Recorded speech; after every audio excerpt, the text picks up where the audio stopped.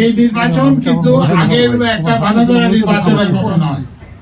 এটা কেন বাধা ধরা নির্বাচনের মতো নয়? আপনারা জানেন যে প্রত্যেকটা নির্বাচন একটা দলীয় সরকার করে, কিন্তু এই যে আমাদের যে অন্তর্বর্তীকালীন সরকার, আমাদের কোনো দল নাই। তো সুতরাং আমরা সবার জন্য সরকার। এবং অন্য যে আপনারা জানেন যে এই যে জুলাই যে অভ্যুত্থান হয়েছে, সেটা হয়েছে মানুষ ভোট দিতে পারে না এই জন্য, কিংবা ভোটের হিসাব হয় না ঠিক মতো। এবং ওই যে তারা যাদেরকে নির্বাচিত করতে চেয়েছিলেন তাদেরকে নির্বাচিত হতে দেওয়া হয়নি। তো এই জন্য এই যে 12ই ফেব্রুয়ারি যে নির্বাচন, সেটা হবে সম্পূর্ণ ভিন্ন।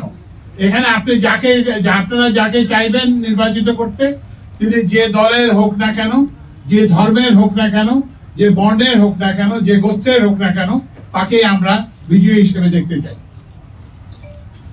আরেকটা জিনিস আমাকে যেটা ডেপুটি কমিশনার সাহেব বলছেন, যে এখানে সংখ্যালঘু সম্প্রদায়ের প্রতিনিধি আছেন, ভোটার আছেন, আদিবাসী ভোটার আছেন। তারা যাতে নির্বিঘ্নে, আমরা জেলা প্রশাসক এবং পুলিশের সুপারকে আমরা নির্দেশ দিয়েছি যে তাদেরকে নির্ভয়ে যাতে তারা ভোট দিতে পারেন সেই ব্যবস্থা করতে হবে।